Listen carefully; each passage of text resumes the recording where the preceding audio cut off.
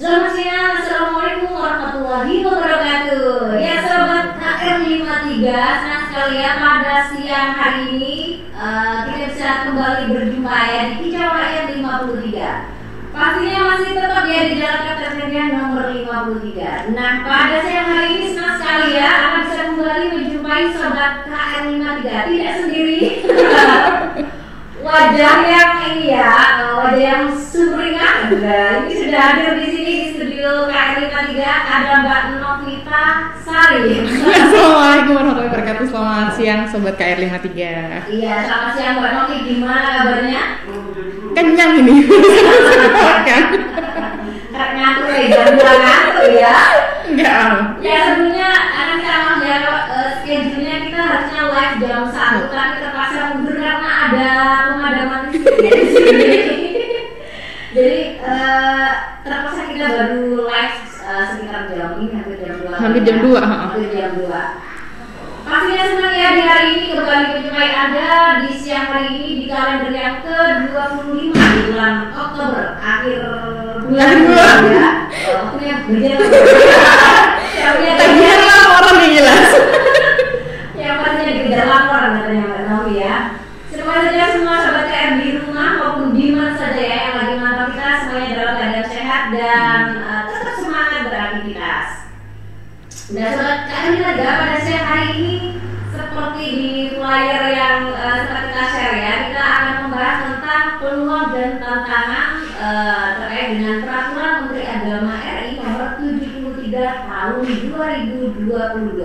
Spesifiknya tentang ini ya, penanganan kekerasan seksual. Nah kalau nggak salah ini baru ditandatangani sama Pak Yakut Khalil Thomas ya. Itu tanggal 5 Oktober. Tanggal 5 itu ditetapkan dan diundangkan tanggal 6. Jadi masih grace banget.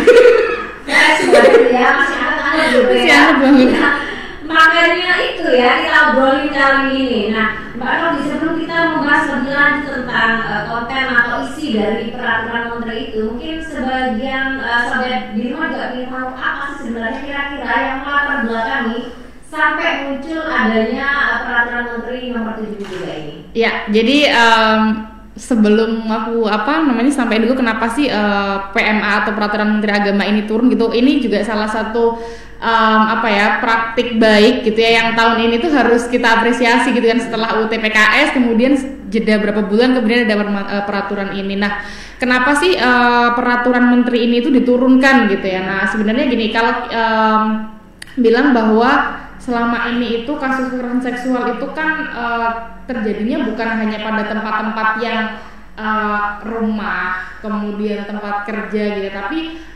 institusi pendidikan sekalipun itu juga menjadi salah satu tempat yang kalau ngomongin tempat terjadinya kekerasan seksual itu banyak. Nah, salah satunya juga di lingkup pendidikan yang beragama gitu. Nah, itu yang menjadi salah satunya. Kemudian sebenarnya itu di salah satu indikatornya Kabupaten Laya Anak gitu ya, ada 24 indikator kalau nggak salah. Nah, salah satunya itu sebenarnya adalah mewujudkan pendidikan asrama, pendidikan pesantren yang itu yang ramah anak. Nah, ini juga menjadi salah satu bentuk konkretnya gitu loh. Jadi tidak hanya indikatornya aja yang ada, tapi ini juga menjadi salah satunya. Kemudian ya mungkin sobat KR53 juga tahu bahwa banyak sebenarnya kekerasan seksual itu jadinya di lingkup-lingkup pendidikan agama. Ini juga menjadi salah satu kompleks yang membuat kenapa institusi yang ada di bawah naungan Kementerian Agama ini juga perlu action gitu kan. Apalagi mungkin kasus yang tergres itu yang Bandung dan juga dari Jombang sendiri.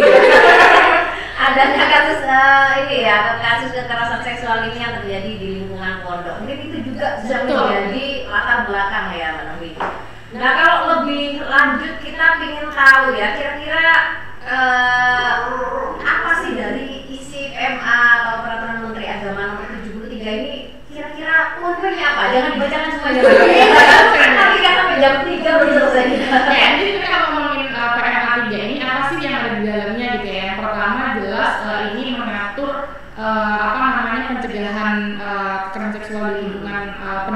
agama, kemudian juga penanganannya, kemudian termasuk perlindungan untuk korban, kemudian juga tidak hanya korban sebenarnya dilindungi ketika ada peraturan ini, tapi juga pihak-pihak yang yang terkait dengan berdirinya satuan pendidikan agama gitu kan. Kemudian lagi di sini juga melibatkan kita sebagai masyarakat gitu ya. Jadi ini kan ada 7 bab gitu ya. Di bab semoga salah di bab 5 gitu ya. Di bab 5 itu mengatur terkait pemantauan dan juga evaluasi. Nah di situ tersirat secara langsung bahwa siapa sih bertugas mengevaluasi dan memantau, salah satunya adalah masyarakat gitu. Artinya kita jadi masyarakat bisa ambil itu dan peran serta di situ ya.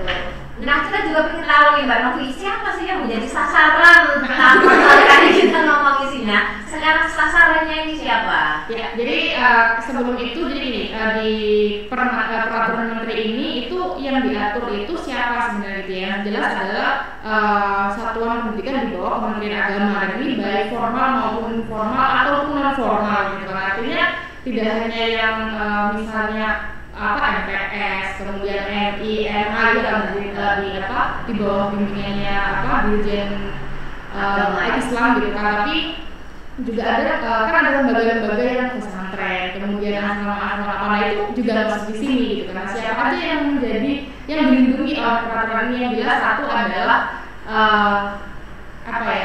siswa-siswinya kalau pesantren santri, kemudian dari pendidiknya, kemudian dari satuan pendidikan yang kemudian pemimpin dari satuan pendidikan itu. Jadi sebenarnya ini salah satu terobosan yang cukup bagus gitu ketika melihat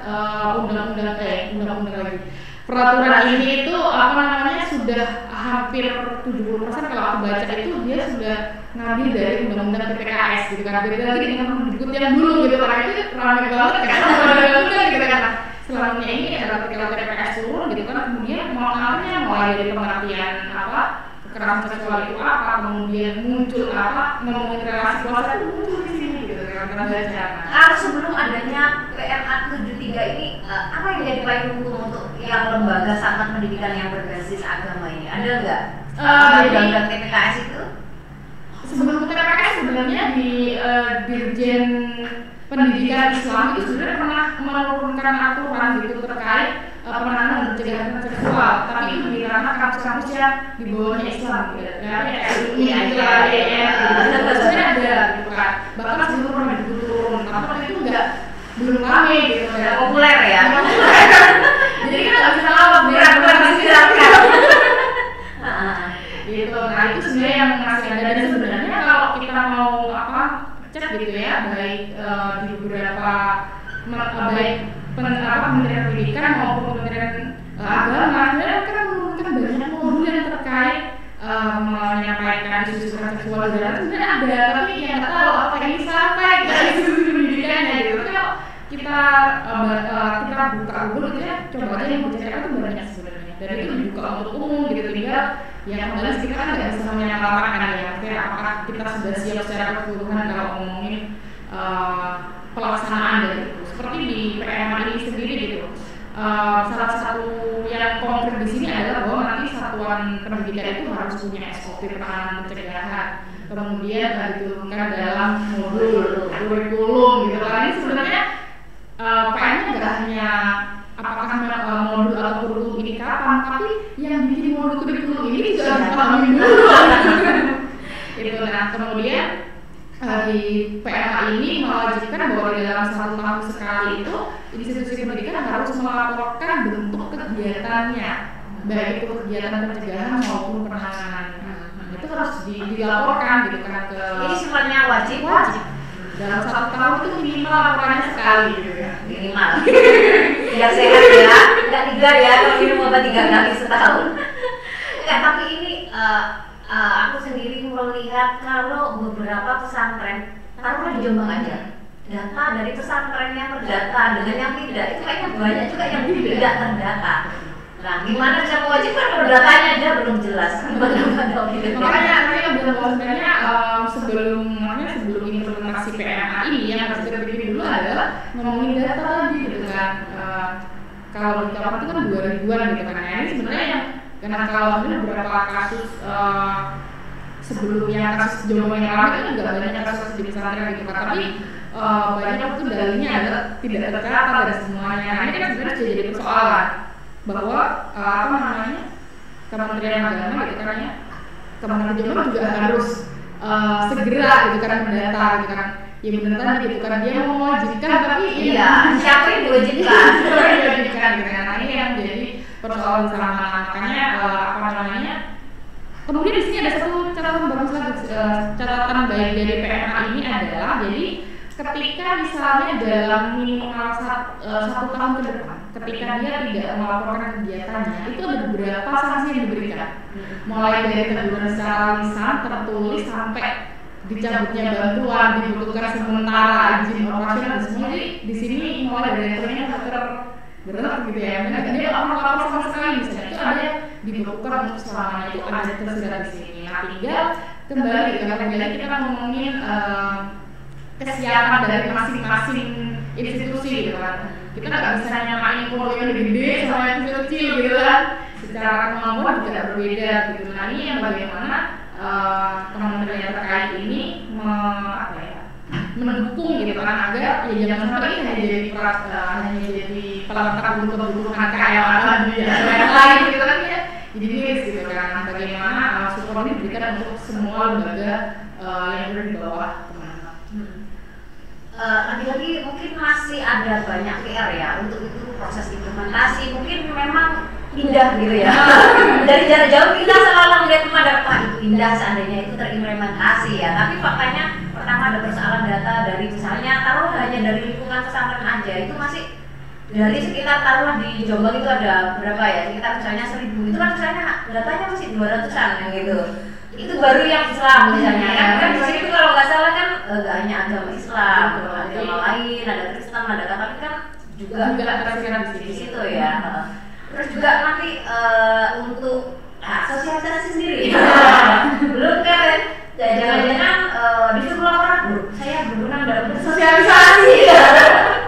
Nah, itu yang jadi di sini itu memang salah satunya adalah jadi kalau di skema di sini itu setelah pesantren setelah institusi agama ini mendapatkan sosialisasi, dia juga harus melakukan sosialisasi juga ke warga di lingkungannya gitu kan. Nah, tapi kembali saya melihatnya begini, berapa kali sih nanti pusat itu akan memberikan sosialisasi gitu kan, kemudian dia menjangkau ke berapa lembaga gitu kan. Nah, kemudian belum lagi petugas-petugas yang diminta untuk sosialisasi itu sudah sejauh mana memahami terkait konteks penanganan dan pencegahan gitu kan. Karena ini yang selama ini tuh jadi jadi benarnya tuh sebenarnya ngomongin sosialisasi ini, tapi sebenarnya substansi dari kenapa sih perlu pencegahan, kenapa ternyata belum clear. Nah, ini kan sama aja bohong gitu kan. Jangan dikasih aja ini ya, peraturannya sudah dibaca. Nah, itu kebiasaan juga. Nah, itu kan susah ya. Yang sebenarnya yang terpenting kan bukan laporannya, tapi apakah proses informasi atau proses dari tujuan utama PMA ini tercapai atau enggak gitu kan. Jangan-jangan hanya formalitas laporan aja. Gimana tantangannya ke depan ini kan, selain kita melihat dampak positifnya kan kita perlu melihat ada banyak tantangan juga loh. Jangan hanya dianggap wah ini bagus tapi ternyata implementasinya nol. Tadi aku coba ketika sendiri sempat diskusi dengan teman-teman gitu kan terkait kira-kira kalau ini sudah berjalan gitu kan apa sih yang menjadi tantangan. Satu, jadi gini, kita tahu bahwa institusi yang di bawah di Kementerian Agama itu kan selama ini ya kalau misalnya kita ke pesantren gitu misalnya, mereka punya otoritas yang lumayan tinggi gitu kan. Nah, apakah sekuat apa sih untuk bisa ini bisa dilakukan? Itu satu. Sebenarnya itu kan menerabos diri misalnya gitu kan. Ya kalau itu sih bisa. Oh, sebentar. Karena bentuknya berlapis-lapis lagi. Kemudian juga itu masih di case di Islam gitu kan. Bagaimana dengan konteks agama yang lain yang kita tidak tahu gitu kan. Kemudian ngomongin lagi pengawasannya. Benar, masyarakat terlibat dalam pengawasannya misalnya. Nah, tapi sama juga masyarakat yang kayak gimana sih yang bisa terlibat dalam evaluasi, dalam pengawasan pengawasan. Kemudian lagi sebenarnya di sini tadi banyak yang disebutin lembaga-lembaga yang jika institusi pendidikan agama tadi dia tidak siap, tidak mampu melakukan hal-hal yang diminta orang ini. Gitu. Misalnya dia di sini itu dia harus mendampingin korban, kemudian harus melakukan pemulihan gitu kan, harus memastikan dia misalnya kalau itu konteksnya adalah misalnya pendidik gitu ya, pendidik di satu institusi pendidikan, kemudian memastikan bahwa dia tetap diterima di situ. Nah ini kan nggak bisa PR sendiri gitu kan. Tadi sebenarnya di sini disebutkan sebenarnya bergandeng tangan dengan organisasi masyarakat sipil, kemudian dengan ya jelas lah dinas-dinas terkait pasti. Nah tapi pertanyaannya gitu kan. Kalau yang selama ini tidak semua lembaga-lembaga itu juga aware dengan lembaga-lembaga masyarakat gitu kan. Nah ini juga menjadi PR. Kemudian tetapi di sini tersirat adanya kolaborasi dengan UPTD PPA yang di Jombang memang belum ada, tapi diskemakan di tahun depan gitu kan, karena turunan dari UTPKS kan memang mandatnya UPTD PPA. Nah sementara di kita masih bentuknya T2P2A atau pusat pelayanan terpadu gitu kan. Nah kemudian selama ini yang kalau berdasarkan pengalaman itu yang dilayani adalah yang secara kependudukan dan administrasi kependudukannya memang Jombang. Nah kalau kita ngomongin pesantren, ini kan pesantren itu yang nyatu dari beragam pulau, jadi namanya siapa gitu kan. Apalagi juga misalnya ini termasuk jadi layanan itu badan itu juga harus dipikirkan gitu kan. Kemudian layanan rujukan, nah berarti ini rujukannya antara provinsi, antara pulau, ini mekanismenya lebih rumit lagi gitu.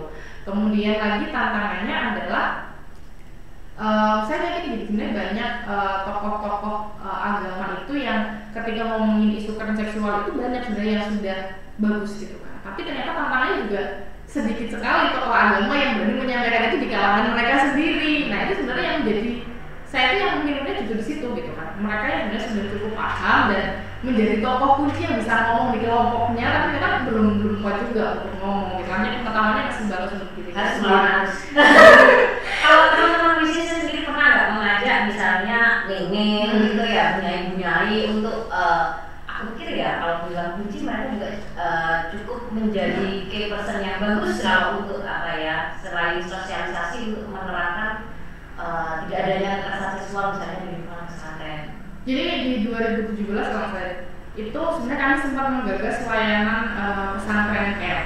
Jadi waktu itu kita menggunakan pesantren care. Pesantren care. Jadi waktu itu setiap 1 bulan 2 kali atau 3 kali ya lupa. Jadi itu bunyai neng itu kita ngumpul setiap bulan untuk mengaji hal seperti ini. Kemudian ya perkembangannya kita tahu sih yang organisasi siapa?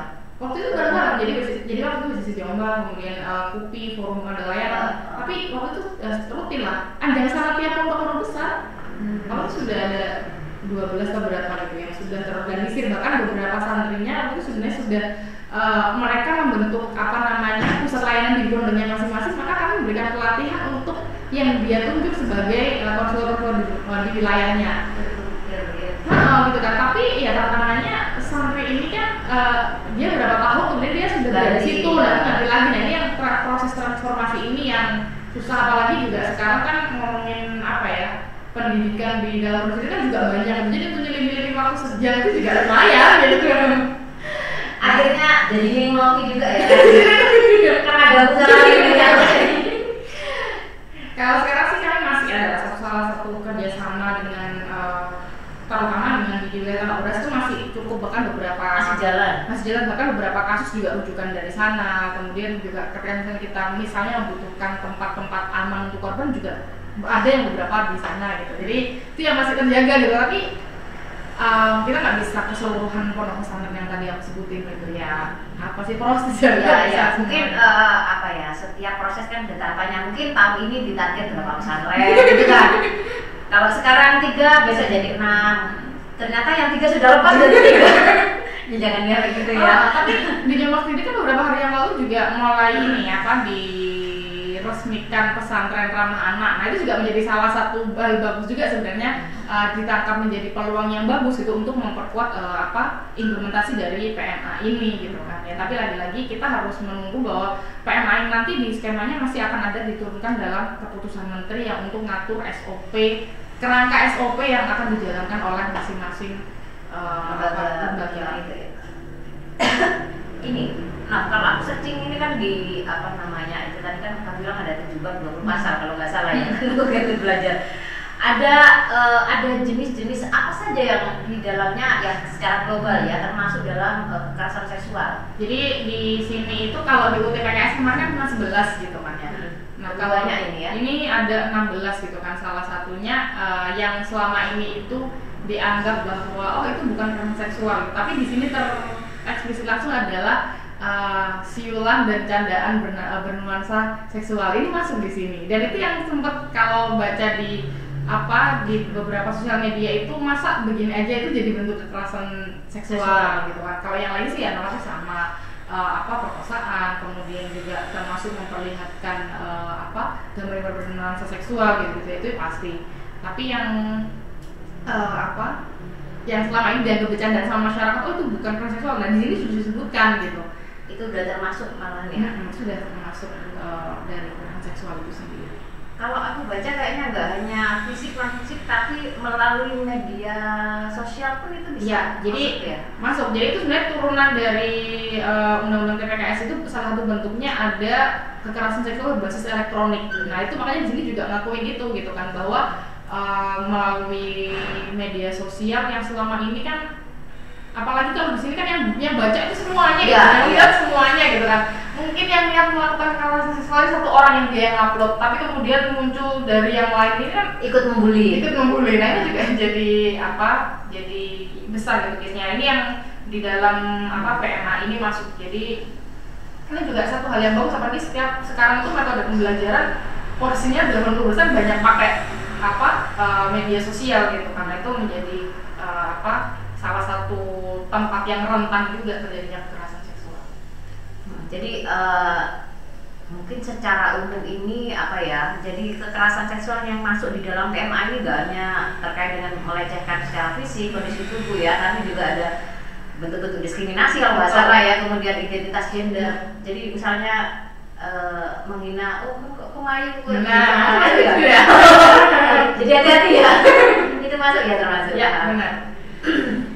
Atau ini tadi ya, lelucon atau siulan yang itu tadi bernuansa seksual, betul. Bernuansa seksual itu juga termasuk. Jadi menurutku ya sosialisasi ya, mungkin implementasinya nggak bisa langsung geratak gitu ya, harus tahap mungkin di bulan-bulan awal atau di tahun pertama apa yang menjadi target. Kayaknya prosesnya panjang benar. Ya minimal gini lah, paling tidak kenalin dulu lah bentuk-bentuk ini ke lembaga-lembaga pendidikan di bawah Kemenak itu gitu kan. Mengenalin dulu aja lah bahwa ini ada bentuk kekerasan seksual ini loh gitu kan. Nah, itu yang harus dikenalin dulu gitu kan, sambil melengkapi SOP, sarana prasarana, apalagi masukin di kurikulum gitu kan.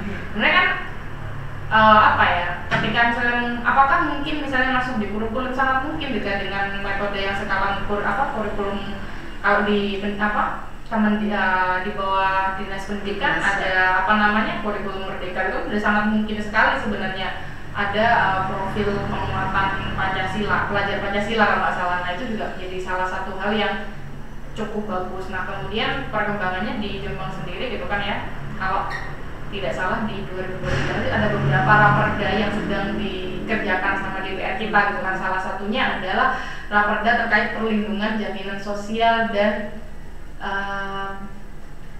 lupa lagi aku. Perlindungan jaminan sosial dan masyarakat miskin nggak masalah itu. Nah, sebenarnya ini menjadi salah satu bisa masuk di situ terkait perlindungan jaminan sosialnya korban gitu kan. Kemudian tadi ada raperda penguatan profil Pancasila. Nah, itu juga sebenarnya menjadi peluang yang sangat besar karena konteksnya adalah Jombang untuk implementasi PMA ini. Tapi lagi-lagi kembali seberapa siap gitu kan memahami ini secara utuh gitu. Karena kalau selama ini kita sudah sosialisasi, nah tapi kita harus melihat yang selama ini kita sosialisasikan itu apanya gitu kan. Nah, itu yang harus ditekankan lagi. Kemudian yang harus tahu ini tidak hanya jadi yang tahu bentuk-bentuk kekerasan seksual tidak hanya para santri-santrinya atau siswa-siswinya, tapi juga termasuk dewan pendidik gitu kan, kemudian ketua-ketua yayasan itu harus tahu semua gitu kan, tokoh agama gitu kan ya. bukan berarti suci dan lepas. Maksudnya tanggung jawabnya untuk semuanya ya, artinya bertanggung jawab apapun yang terjadi. Nah kalau tadi kan nggak hanya penanganan, artinya nggak hanya ada case baru kemudian ditangani. Tadi kalau nggak salah ada preventif atau pencegahan. Kira-kira bentuk apa yang bisa dilakukan untuk preventif itu? Nah sebenarnya kalau preventif gitu kan ya, salah satunya adalah ya aku nggak tahu kalau misalnya di case-nya Desa sendiri kan banyak pengajian-pengajian itu yang paling mungkin menjadi tempat yang ya kita memang nggak bisa memaksa nanti sekian orang akan mengerti ya, nggak juga gitu kan, tapi minimal sekian orang sudah terpapar gitu kan. Sekian orang sudah tahu bahwa ternyata apa namanya bercanda dengan nuansa seksual itu sudah termasuk bentuk kekerasan misalnya, itu juga sudah salah satu hal yang harus diapresiasi gitu kan. Kemudian lagi bagaimana di dalam apa namanya di pondok itu sendiri gitu ya, baik pondok apapun lah yang terkait di Kementerian Agama gitu ya, karena jujur aja aku juga tadi sempat berpikir kalau misalnya kalau di Islam kita ada pesantren gitu kan, kalau di agama yang lain ada nggak yang pendidikan kayak gitu gitu kan. Nah, ini kan yang nggak tahu. Nah kemudian bagaimana misalnya bentuk apa namanya beberapa entah itu santri atau apa yang dilatih untuk memberikan konseling kepada teman sebayanya misalnya, itu juga menjadi salah satu hal yang bisa dilakukan. Kemudian ini bukan dalam arti berarti ini jaga-jaga ada, enggak juga, tapi ini dalam kan kalau ngomongin psikologisnya anak atau remaja itu kan dia lebih senang kalau ngomongnya yang ngomong daripada yang gitu kan. Nah ini menjadi salah satu hal yang harus dilakukan. Kemudian lagi ya yang jelas menyiapkan prasarananya. Nah di sini itu dia juga mengungkap kalau misalnya korban ini adalah disabilitas, maka wajib diberikan pendamping. Itu jelas gitu di sini. Nah ini kita harus siap-siap gitu kan. Apakah di lembaga kita misalnya itu memahami terkait kebutuhan disabilitas gitu kan. Tidak hanya ngomongin jalan yang bisa aksesibel untuk teman-teman yang pengguna kursi roda, bagaimana misalnya ketika komunikasinya melaporkan. Betul, nah itu juga harus dipahami gitu kan oleh pendamping ini nanti. Ada pendamping ini kan pasti orang lain di lingkup pendidikan itu gitu kan, ini yang harus disiapkan. Itu sih. Ya kayak yang di Malang ya, yang kasus apa itu pelecehan seksual atau kekerasan seksual yang di Malang itu kan kalau nggak salah berbasis itu kan apa namanya Kristen kan ya? Iya, iya itu kan Kristen ya. Karena kan memang hampir sama ya, kasus itu terjadi nggak hanya di pesantren juga di agama apapun itu juga terjadi. Walaupun mungkin banyak di pesantren karena satunya lebih banyak. Ya, ini Mbak Novi, kalau tadi kita sudah panjang lebar ngomong soal konten atau isi dari PMA, kemudian langkah-langkah kira-kira yang akan diambil. Terus seandainya ada masyarakat awam atau wali santri ini misalnya ingin ikut terlibat, ingin ikut apa ya mantau supaya anaknya tidak jadi korban kekerasan seksual, apa yang bisa dilakukan? Nah, ini menjadi salah satu pertanyaan yang menarik gitu kan, karena tadi aku sempat bilang di awal bahwa di sini masyarakat pun boleh menjadi maka diwajibkan untuk menjadi bagian dari tim pengawas gitu kan. Artinya sebenarnya gimana caranya Mbak Novi? Nah, jadi tim pengawas. Tenang. Jadi gini, apa namanya? Aku case-nya ngomong di pesantren ya, karena yang nggak tahu itu gitu. Jadi gini, kan ada beberapa hari yang memang apa namanya ada yang wali santri itu berkumpul kan ada. Jadi beberapa hari memang kan. Jadi atau misalnya pas hari yang mereka bisa apa namanya menjenguk gitu ya, putra putrinya di pesantren aja ada ini menjadi harusnya disediakan ruang pusat informasi sebenarnya apa sih perkembangan putra putrinya gitu kan ya. Ini yang menjadi salah satu cara untuk melihat juga bagaimana sih pendidikan di dalam pesantren itu, seberapa amankah anaknya gitu kan. Atau misalnya kalau mau jujur-jujuran ya buka aja gitu kan layanan konsultasi untuk orang tua gitu kan, karena ya tadi lah bahwa anak itu kan disekolahkan dalam rangka untuk pendidikannya lebih bagus. Nah tapi apakah siapa yang tahu pendidikan bagus atau enggak, itu kan anak yang merasakan di situ gitu kan. Atau pas dijenguk kok ada perubahan, biasanya ceria kok jadi murung, enggak wali santri tahu ya ini harus harus kemana saya bertanya? Nah itu makanya tadi itu harus disiapin SDM yang nanti akan menjadi pendamping kalau menurutku gitu kan.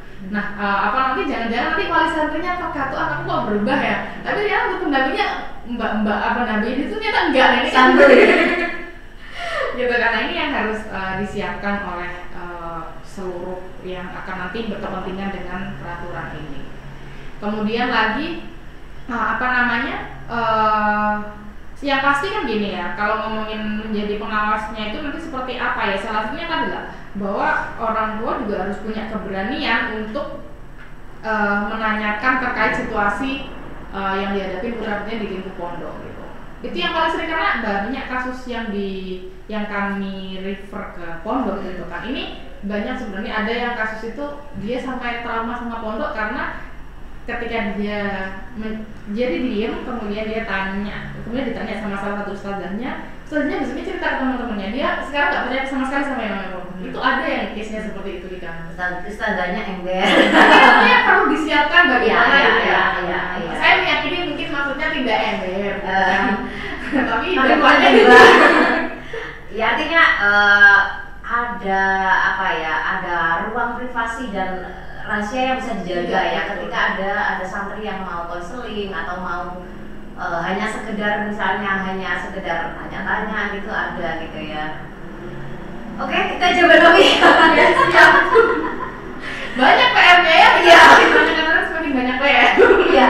Jadi ada peraturan menteri, selain ada positifnya, ada peluang-peluang untuk meminimalisir kasus kekerasan seksual, walaupun kita berharap semakin sedikit angka kekerasan, bukan berarti karena semakin sedikit orang yang speak up ya. Tapi memang benar-benar sedikit, artinya benar-benar pelaku kekerasan ini mulai sadar dan si korban ini juga tahu apa yang harus dilakukan supaya tidak menjadi korban. Kira-kira gitu ya Mbak. Ya terima kasih Mbak Novi sudah ngobrol bareng kita nih ya, teman dari WCC Women Crisis Center Jombang yang memang selama ini konsen untuk isu-isu perempuan. Nah buat Anda yang mungkin kurang jelas atau ingin lebih dalam bertanya sama Mbak Novi atau teman-teman WCC lainnya tentang PMA ini, bisa langsung datang ya ke kantor WCC di Jalan Patimura Selatan nomor 7B. Tak kira kapal. Jalan Patimura Selatan nomor 7B, atau bisa juga DM di IG-nya WCC Jombang. Women Crisis Center atau WCC? WCC Jombang. WCC Jombang ya, bisa langsung kontak di sana. Atau sebelum ke sana bisa mampir dulu ngopi di Kedai Supi, boleh juga nanti bisa kasih tahu alamatnya ya. Baik, terima kasih semuanya Sobat KR53 yang sudah gabung di Kicau Rakyat pada siang hari ini. Semoga saja kita akan jumpa lagi dengan tema-tema lainnya, bisa tentang isu yang berbeda, bisa juga dengan tema masih tentang seputar perempuan. Tetap semangat ya. Semangat. Tetap semangat beraktivitas, dan kita berharap semua lingkungan, baik yang pesantren, non pesantren, lingkungan apapun, selalu ramah dan bebas dari kekerasan seksual. Kita akhiri, wassalamualaikum warahmatullahi wabarakatuh. Terima kasih semuanya. Terima kasih.